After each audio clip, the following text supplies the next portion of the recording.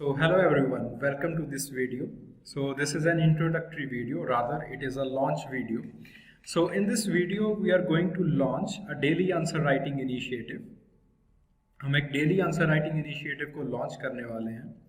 तो इस इनिशिएटिव की खासियत क्या होगी कि हम जीएस का एक पेपर उठाएंगे, ठीक है। फॉर एग्जांपल हमने पेपर 1 उठाया, तो पेपर 1 जब हमने उठाया तो पेपर 1 की डेली आपको 4 क्वेश्चंस दिए जाएंगे लिखने के लिए, ठीक है। और रेगुलरली इन 4 क्वेश्चंस को इवेल्युएट किया जाएगा, आपको मॉडल आंसर्स दिए जाएंगे। और ये जो 4 क्वेश्चंस होंगे they will be strictly on the pitch of the UPSC examination. Okay, so हमने डेली आंसर राइटिंग क्यों स्टार्ट की है? बिकॉज सी, यूपीएससी ऐसा नहीं है कि आपने यूपीएससी पढ़ना शुरू किया और लेट से आपने 10 दिन आंसर राइटिंग कर ली या 15 दिन आंसर राइटिंग कर ली तो आपके आंसर्स बढ़िया आने शुरू हो जाएंगे।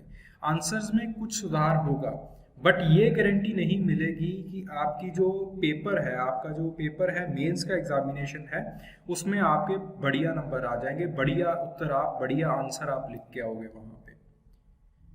जो आंसर राइटिंग है it is a matter of habit, वो एक हैबिट की बात होती है।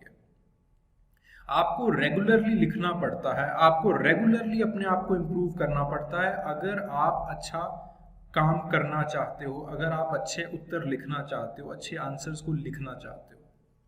Okay, so writing daily answers it is very very very very important for the mains examination, ठीक है।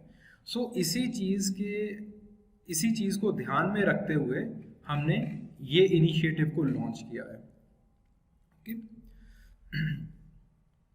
So this is the O2 IAS Academy app. So do download it.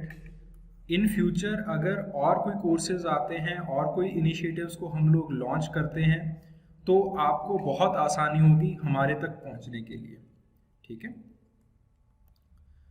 So what are the features of this particular course of this daily answer writing initiative? So the first feature is that you have to write your answers daily. देखिए, 3 घंटे का test देना आपके लिए बहुत burden भरा काम हो जाता है, ठीक है।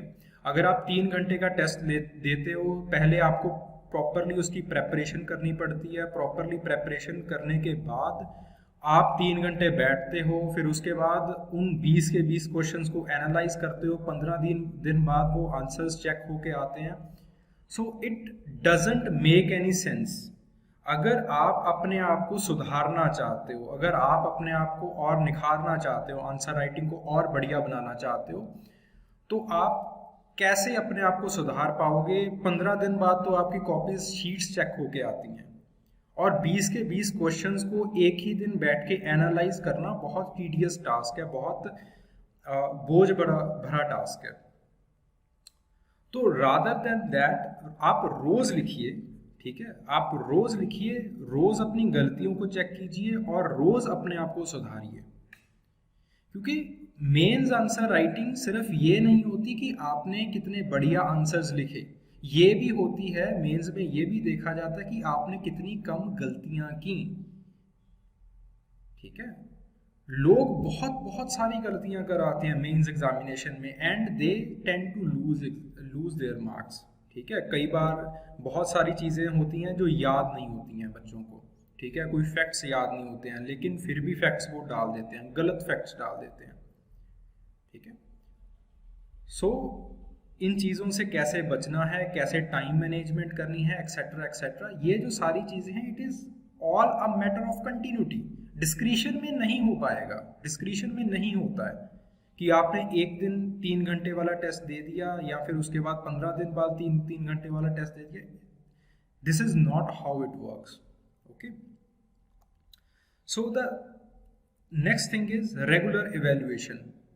एक इवेल्युएटर आपको मिलेगा, ठीक है। ज़्यादातर जो कॉपीज है वो मैं ही चेक करूंगा, तो एक रेगुलर इवेल्युएशन आपको मिलता रहेगा। You will be evaluated regularly, ताकि आपको आपकी जो गलतियां हैं वो रेगुलरली बताई जा सकें और आप रेगुलरली अपने आप को सुधारते चले जाओ। And then there will be a regular discussion session. जैसे ये मैं वीडियो बना रहा हूँ वैसे ही रेगुलरली वीडियोस अपलोड होती रहेंगी, ठीक है। पर्टिकुलर आंसर के ऊपर, उसकी डिस्कशन के ऊपर आपने क्या क्या गलतियां की हैं, उन गलतियों को किस तरह से सुधारना है, बेटर इंट्रोडक्शन कैसे लिखना है, बढ़िया कंक्लूजन कैसे लिखना है, कैसे पॉइंट्स लिखने हैं, कितना एनालिटिकल होना है, कितना उसमें फैक्ट डालना है, ये जो सारी चीज़ें हैं ये रेगुलर जो डेली डिस्कशंस होंगी उसमें आपको बताई जाएंगी। Then the next is the model answers. आपको रेगुलरली डिलीवर किए जाएंगे model answers.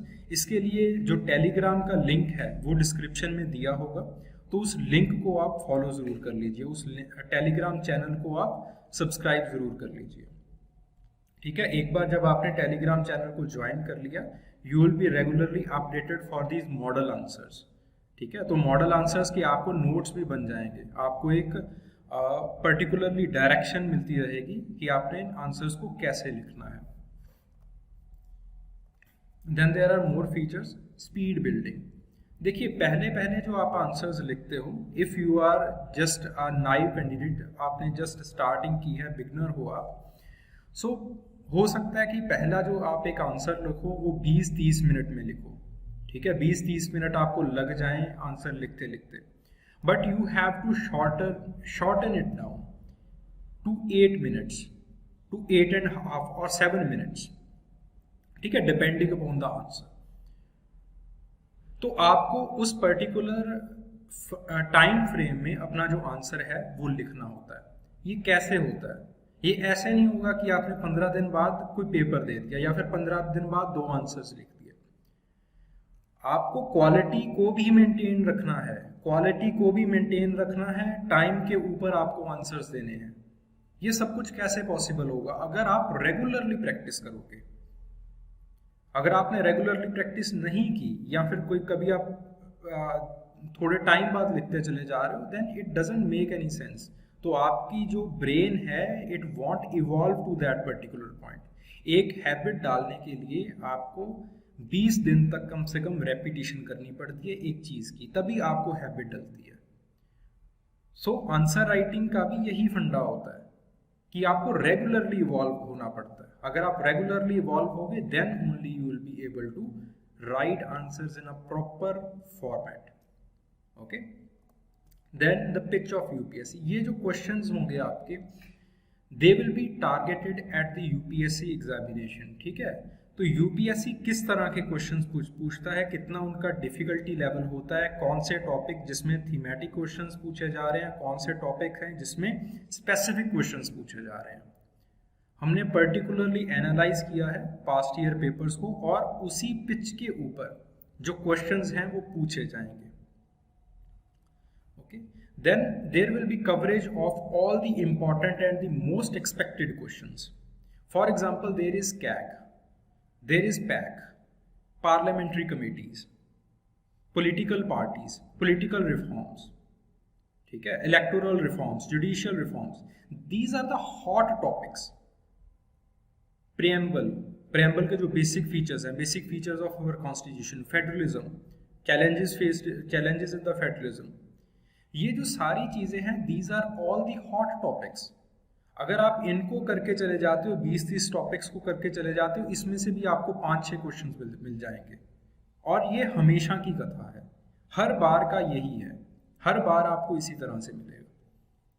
So in this particular series we will be covering all those topics, और इनके जो सैम्पल नोट्स हैं या फिर जो सैम्पल आंसर्स हैं वो आपको प्रोवाइड कर दिए जाएंगे टेलीग्राम चैनल के ऊपर।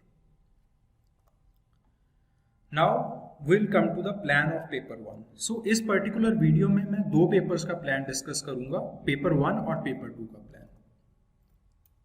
सो इन द फर्स्ट डे, पहले दिन आपका इंडियन कल्चर का पार्ट और इंडियन आर्किटेक्चर का पार्ट जो है वो कवर किया जाएगा। इसके 4 क्वेश्चंस बनाए जाएंगे, ठीक है। और ये जो 4 क्वेश्चंस होंगे जो रिसेंटली जो हॉट टॉपिक्स हैं उसी में से इन क्वेश्चंस को पुट किया जाएगा, उसी में से इन क्वेश्चंस को उठाया जाएगा। जैसे salient aspects of the art forms, ठीक है, विजुअल आर्ट फॉर्म्स में बहुत ज़्यादा क्वेश्चंस पूछे जा रहे हैं। लिटरेचर में से बहुत सारे क्वेश्चंस पूछे जा रहे हैं। रिसेंटली कृष्णदेवराय के ऊपर क्वेश्चन पूछा गया था, ठीक है। आर्किटेक्चर, बुद्धिस्ट आर्किटेक्चर में से बहुत सारे क्वेश्चंस पूछे जा रहे हैं। So these are the topics. देखिए अभी मैंने 4 टॉपिक्स को गिना दिया। Okay, so these are the 4 topics जहां से क्वेश्चंस बहुत पूछे जा रहे हैं। इसी तरह से हमने एक एक टॉपिक को उठाया है सिलेबस में से और उसके जो 4 टॉपिक्स बनाए हैं that are very hot, that are very important for the UPSC examination. Okay, similarly there is the modern history. तो मॉडर्न हिस्ट्री में 18th सेंचुरी से जो आगे वाला पोर्शन है, पर्सनैलिटीज, इश्यूज, यहाँ से बहुत सारे क्वेश्चन पूछे जा रहे हैं एंड यहाँ से हम क्वेश्चंस को डालेंगे। Then there is the freedom struggle. Okay, जो आपका फ्रीडम स्ट्रगल का पार्ट है वहां से क्वेश्चंस को पूछा जा रहा है। For example, what are the let's say land revenue system से क्वेश्चंस को पूछा जा रहा है वहां पे। ठीक है, डिफरेंट पर्सनैलिटीज के इर्द गिर्द क्वेश्चंस को पूछा जा रहा है। पंडित नेहरू के ऊपर क्वेश्चंस आ रहे हैं। ठीक है, गांधी जी के ऊपर क्वेश्चंस आ रहे हैं पर्सनैलिटीज के ऊपर। ठीक है, पोस्ट इंडिपेंडेंस कंसोलिडेशन, इसके ऊपर क्वेश्चंस आ रहे हैं। ठीक है, post independence consolidation as well as reorganisation of state, reorganisations के ऊपर क्वेश्चंस पूछे जा रहे हैं। और ऐसा नहीं है कि यूपीएससी 10 साल के बाद एक क्वेश्चन पूछ रहा है। these all topics are in continuity, regularly। आप पास्ट ईयर पेपर्स को देखोगे तो आपको ये पता चलेगा कि रेगुलरली इन टॉपिक्स के ऊपर जो है वो क्वेश्चंस इसी तरह से पूछे जा रहे हैं और थीमेटिक क्वेश्चंस पूछे जा रहे हैं। ऐसा नहीं है कि बहुत ज़्यादा डीप स्पेसिफिक क्वेश्चंस पूछे जाएंगे। ठीक है, लैंड रिफॉर्म्स के ऊपर है। ओके, हर साल। Similarly, there are some topics in the world history also। World history में आपके पास रेवोल्यूशंस हैं, चाइनीज रेवोल्यूशन है, फ्रेंच रेवोल्यूशन है, अमेरिकन रेवोल्यूशन है।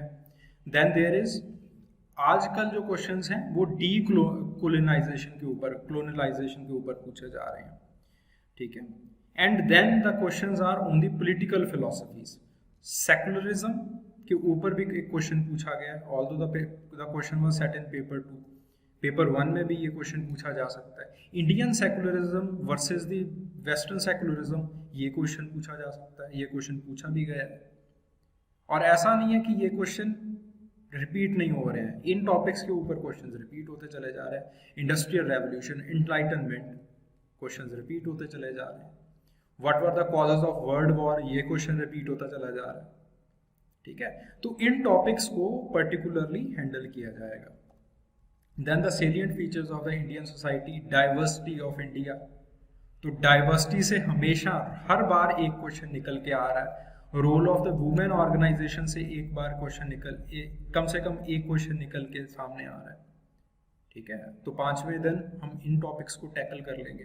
पॉवर्टी, डेवलपमेंट इश्यूज, इनमें से एक क्वेश्चन निकल के आ रहा है। ठीक है, पॉवर्टी के साथ साथ एक और क्वेश्चन वो पूछ रहे हैं पॉपुलेशन के ऊपर, अर्बनाइजेशन के ऊपर, effect of globalisation on the Indian society, यहाँ से एक क्वेश्चन निकल के आ रहा है। तो इसी तरह से यूपीएससी पर्टिकुलर टॉपिक को उठाती है, करंट से थोड़ा सा रिलेट करती है और क्वेश्चन पूछ डालती है। ठीक है, तो पेपर को इसी तरह से पढ़ना भी है, इसी तरह से स्ट्रेटेजाइज भी करना है। Then there is social empowerment, communalism, regionalism, secularism. यहाँ से इन 4 टॉपिक्स में से एक ना एक जो है वो टॉपिक को पूछा जाएगा। ठीक है, सेकुलरिज्म कई बार जो है वो पेपर 2 में पूछ लिया जाता है। पेपर 2 में लिखने का तरीका और है, पेपर 1 में लिखने का तरीका और रहता है। पेपर 1 में हमें सोसाइटी के एंगल से चीज़ों को देखना होता है, पेपर 2 में हमें लीगल एंगल से पेपर को जो चीज़ें हैं उनको देखना होता है। अगर यही चीज़ पेपर 3 में पूछ ली जाए तो इकोनॉमी के एंगल से चीज़ों को देखना होता है या फिर सिक्योरिटी के एंगल से चीज़ों को देखना होता है। ओके, सो इस तरह से you need assessment, you need guidance. तो इस तरह से अपने आप को गाइड कीजिए, अपने आप को आगे स्ट्रेटेजाइज कीजिए चीज़ों को। देन डिस्ट्रीब्यूशन, ज्योग्राफी का सेक्शन शुरू हो गया। Distribution of the key natural resources. ठीक है, distribution of the key natural resources around the world, हर बार यहाँ से एक क्वेश्चन पूछा जा रहा है, ठीक है, एक से ज़्यादा क्वेश्चन नहीं पूछा जा रहा है, या फिर ऑन एन एक्सेप्शन 2 क्वेश्चन पूछ लिए जाएंगे, इससे ज़्यादा क्वेश्चन यहाँ से नहीं पूछे जाएंगे। Then the factors responsible for the location of the primary secondary tertiary industries, again यहाँ से एक क्वेश्चन पूछा जा रहा है, ज्योग्राफी में से यहाँ से एक क्वेश्चन आएगा। Important geophysical phenomena, again 2 question यहाँ से पूछे जाएंगे, एक या फिर 2 क्वेश्चन। साइक्लोन के ऊपर क्वेश्चन पूछ लिया, mechanism of, and again the questions are very simple, very basic questions. If you have covered the topic, आपकी अंडरस्टैंडिंग मजबूत है, क्वेश्चन कहीं नहीं जाएंगे आपके। देन द जियोफिजिकल फीचर्स, यहाँ से पोल्यूशन के ऊपर क्वेश्चन पूछा जाता है, क्लाइमेट चेंज के ऊपर क्वेश्चन पूछा जाता है, ठीक है। अगेन मैनी पीपल थिंक कि क्लाइमेट चेंज तो पेपर 3 का पार्ट है, नहीं भैया, पेपर 1 का भी पार्ट है ये, ठीक है। जियोग्राफिकल फीचर्स, इसमें वाटर बॉडीज, हमेशा एक और क्वेश्चन पूछा जाता है, यहाँ से एटलीस्ट 2 से 3 क्वेश्चन पूछे जाते हैं इस पर्टिकुलर टॉपिक से, ठीक है। तो ग्राउंड वाटर मैनेजमेंट के ऊपर क्वेश्चन पूछा जाता है, रिवर लिंकिंग के ऊपर क्वेश्चन पूछा जाता है। So these kind of questions are repeatedly asked. So now we jump to the plan of paper 2. So इसमें क्या है, आपके पास डे 1 इंडियन कॉन्स्टिट्यूशन, जो इंडियन कॉन्स्टिट्यूशन के बेसिक्स हैं वो डिस्कस किए जाएंगे। अगेन जो चीज़ें हैं वो इसी तरह से पूछी जाएंगी। हिस्टोरिकल इम्पेंडिंग्स के अंडरपिनिंग्स के ऊपर क्वेश्चन पूछा गया था 1935 एक्ट और फेडरलिज्म के बीच में क्या समझौता है, ये क्वेश्चन पूछा गया था, ठीक है। Functions and responsibility of the union and states, the challenges, यहाँ से एक क्वेश्चन निकल के आता है, ठीक है। फिजिकल फेडरलिज्म के ऊपर कोई क्वेश्चन पूछ लिया जाएगा, या फिर क्वेश्चन पूछ लिया जाएगा कोऑपरेटिव फेडरलिज्म के ऊपर। Then there is separation of powers between different organs, यहाँ से सिंपल क्वेश्चन पूछ लिया गया था पिछले साल कि जो इंडियन पॉलिटी है वो बैलेंस ऑफ पावर के ऊपर चलती है, ठीक है। There is no strict separation of power, ठीक है। सीधा सीधी चीजें पूछी जाती हैं, but you have to analyse the paper carefully. Paper को अच्छे से पढ़ना है, चीजें बिल्कुल सीधी सीधी निकलेंगी। अगर आपने अच्छी से तैयारी कर रखी है पेपर की, आपको अच्छे से जो कंटेंट है वो आपका डेवलप्ड है, कोई दिक्कत नहीं है पेपर में, ठीक है। Then the parliamentary and the state legislature, यहाँ से आपके पास फंक्शनिंग से बहुत सारे क्वेश्चंस पूछे जाते हैं, स्ट्रक्चर और फंक्शनिंग से। पार्लियामेंट्री कमेटीज के ऊपर क्वेश्चन पूछा जाएगा, ठीक है। Parliamentary committees they are part of the conduct of business, ठीक है। पावर्स एंड प्रिविलेजेस के ऊपर क्वेश्चन पूछा जाएगा, क्योंकि बहुत बार जो एमपीज होते हैं, एमएलएज होते हैं, वो ब्रीच करते हैं अपने प्रिविलेजेस को गलत यूज करते हैं, ठीक है। अगेन जो आपके पास करंट में इवेंट्स हैं उनको आप सिलेबस के साथ कनेक्ट कीजिए, क्वेश्चन आपके सामने आ जाएगा, कोई ऐसी दिक्कत वाली बात नहीं है। जुडिशरी में बहुत सारी दिक्कतें चल रही हैं, सो द जुडिशियल रिफॉर्म्स एक बहुत बहुत हॉट टॉपिक बन जाता है, ओके।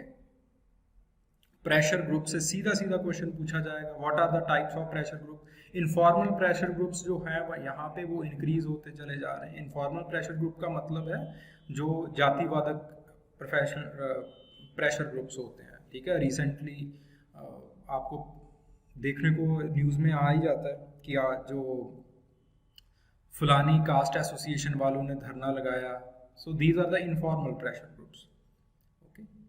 तो ये क्वेश्चन पूछा गया था। These are the very straightforward questions. Okay, then the salient features of the representation of the People's Act. Again, current के साथ रिलेट करके कोई भी इलेक्टोरल रिफॉर्म के ऊपर स्पेसिफिक क्वेश्चन यहाँ से पूछा जाएगा। The question asked from here will not be general, it will be specific. तो यहाँ से आपको अच्छे से प्रिपेयर करके जाने पड़ेंगे करंट अफेयर्स। तो करंट अफेयर्स में जो चीज़ें हैं और उनको अच्छे से प्रिपेयर करना पड़ेगा, ठीक है। डिफेक्शन की बात है, गोस्वामी कमेटी ने क्या कहा, इन चीज़ों को अच्छे से प्रिपेयर करना पड़ेगा। सरकारिया कमेटी ने सेंटर स्टेट रिलेशंस के बारे में क्या कहा, या फिर रिसेंटली जो इलेक्शन कमीशन ने जो रिफॉर्म्स रिकमेंड किए थे उनके बारे में गवर्नमेंट की, सुप्रीम कोर्ट की क्या टिप्पणियां हैं, क्या क्या रिफॉर्म्स रिकमेंड किए थे, ठीक है. So these things you have to understand very carefully.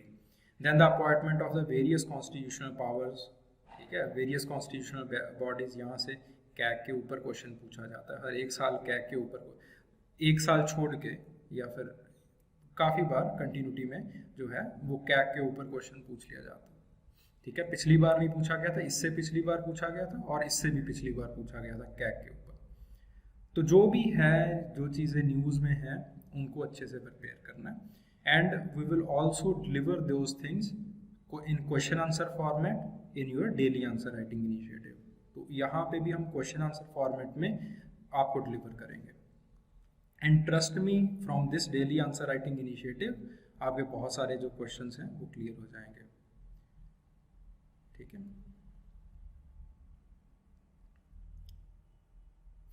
Then there is the welfare schemes for the vulnerable sections of the population by the center and the state. ठीक है, कौन ये गवर्नेंस का आपका पार्ट आ गया.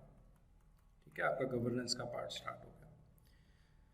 कौन कौन से वेलफेयर इनिशिएटिव्स हैं वनरेबल सेक्शंस के लिए.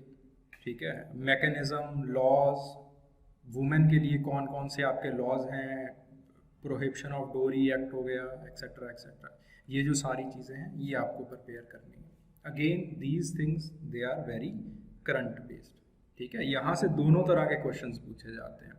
यहाँ से आपके जो है वो स्पेसिफिक क्वेश्चंस भी पूछे जाएंगे और आपके पास जो है थीमेटिक क्वेश्चंस भी पूछे जाएंगे. वनरेबल सेक्शन में कौन आ जाते हैं भाई, चिल्ड्रन आ जाते हैं, एससीज आ जाते हैं, एसटीज आ जाते हैं, इकोनॉमिकली वीकर सेक्शंस आ जाते हैं, ओबीसीज आ जाते हैं. तो उनकी क्या क्या प्रॉब्लम्स हैं वहाँ पे क्वेश्चन पूछा जाता है और कंटिन्यूटी में क्वेश्चन पूछा जाता है. कभी चिल्ड्रन का डाल देंगे, वुमेन का डाल देंगे, शेड्यूल ट्राइब्स का डाल देंगे, शेड्यूल कास्ट का डाल देंगे. कई बार यही चीज़ें उठा के पेपर 3 में ले जाते हैं. ठीक है, सो चीज़ें इंटरलिंक होती रहती हैं. There is no dividing wall.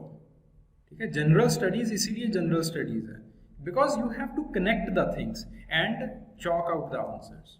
Okay, then the issues relating to development, management of the social sector services, relating to health, education, human resource. ये 3 टॉपिक्स हैं. ये 3 टॉपिक्स कर जाना कि गवर्नमेंट, हेल्थ, इसमें क्या क्या इश्यूज आ रहे हैं और गवर्नमेंट क्या काम कर रही है. ये 2 चीज़ें कर जाओगे, इन 3 चीज़ों में से एटलीस्ट एक क्वेश्चन आपको सीधा सीधा पड़ा दिखाई दे जाएगा. Issues relating to poverty and hunger, इसमें क्या है, पेपर 2 में क्वेश्चन पूछा जाता है कि गवर्नमेंट क्या काम कर रही है, गवर्नमेंट ने क्या काम किया इस पर्टिकुलर डायरेक्शन में. ठीक है, तो इस तरह से क्वेश्चंस को पूछा जाएगा और इसी तरह से क्वेश्चंस को प्रिपेयर करना है आपको. Important aspects of governance. Important aspects कौन कौन से, हर एक बार आपके पास एटलीस्ट 2 क्वेश्चंस पूछे जाएंगे इस टॉपिक में से. ट्रांसपेरेंसी से होगा, ट्रांसपेरेंसी या अकाउंटेबिलिटी से एक क्वेश्चन आएगा. ई गवर्नेंस से हमेशा एक क्वेश्चन दिखाई दे रहा है आजकल. Okay, then the role of civil servants in the democracy. ये एक आध बार क्वेश्चन पूछा जाता है. ज़्यादा क्वेश्चन इस पर्टिकुलर टॉपिक में से नहीं आते हैं. ज़्यादा question e governance, accountability, transparency, citizen charter से क्वेश्चन पूछे जाते हैं. ये 3-4 टॉपिक से क्वेश्चन पूछे जाते हैं. Okay, then the India. अब आप आईआर का सेक्शन शुरू हो गया. Okay, India and its neighbourhood relations, bilateral relations, regional, global groupings, agreements, जो भी आपके करंट में है. Again the questions they are very broad based questions. यहाँ से जो क्वेश्चंस हैं बहुत ब्रॉड बेस्ड क्वेश्चंस पूछे जाते हैं और बहुत करंट ओरिएंटेड क्वेश्चंस होते हैं. You do not need to read any book, just practice and just read newspapers. Current affairs को पढ़िए, प्रैक्टिस कीजिए, अपना जो व्यू पॉइंट है इसमें वो डेवलप कीजिए. This section will be solved very easily. ठीक है, बहुत इजी क्वेश्चंस होते हैं but they are very broad based. चीज़ों को समझना बहुत ज़रूरी है. अगर आप यूपीएससी एग्जामिनेशन क्लियर करना चाहते हो, चीज़ों को समझिए, रट्टा मत लगाइए किसी चीज़ को. Then there are effects of the policies, politics on the developed and developing countries, ठीक है। इंडियन डायस्पोरा, इस पर्टिकुलर टॉपिक में से हर एक साल एक आध क्वेश्चन पूछा जाता है। ज़्यादातर जो क्वेश्चन है वो इंडियन डायस्पोरा के सराउंडिंग रहते हैं, ठीक है, क्योंकि ज़्यादातर जो न्यूज़ हैं, ज़्यादातर जो इनिशिएटिव्स हैं वो इंडियन डायस्पोरा के ऊपर लिए जा रहे हैं। Important international institutions for this particular topic go through the 12th class NCERT। 12वीं की NCERT को आप पढ़ लीजिए, उसमें यही एक टॉपिक है। यूनाइटेड नेशंस, यूनेस्को वगैरह उसमें अच्छे से दिया गया है। वहीं से जो है करंट के साथ रिलेट करके जो टॉपिक्स हैं वो पूछ लिए जाते हैं। ओके, और कोई भी आपके पास इंटरनेशनल एजेंसी है न्यूज़ में, उसको अच्छे से ध्यान से देख लीजिए कि कौन से इश्यूज वो फेस कर रही है, ठीक है। स्ट्रक्चर का जो मोटा मोटा पार्ट है वो पूछा जाएगा प्रीलिमिनरी एग्जामिनेशन में। यहाँ पे ज़्यादा जो चीज़ें हैं इश्यूज के ऊपर पूछी जाती हैं, एनालिटिकली चीज़ें पूछी जाती हैं। ओके, सो अपने आंसर लिखिए, रोज़ उनको एवेल्युएट कीजिए, करवाइए, रोज़ अपने आप को सुधारिए, और इस नंबर के ऊपर आपने आंसर्स को भेजना है, ठीक है। इस नंबर के ऊपर जब आप आंसर्स को भेजोगे, रेगुलरली जो आपके 10 आंसर्स होंगे, जो सबसे पहले हमारे पास 10 आंसर्स आएंगे, उनको रेगुलरली फ्री ऑफ कॉस्ट आपको चेक किया जाएगा, उन आंसर्स को चेक किया जाएगा, ठीक है। सो रेगुलरली लिखिए, रेगुलरली आंसर्स को भेजिए। We will check you, we will analyse them, we will give you suggestions, ठीक है, and will guide you as much as it is possible from our side. Thank you very much. Hope you like this video. Thank you.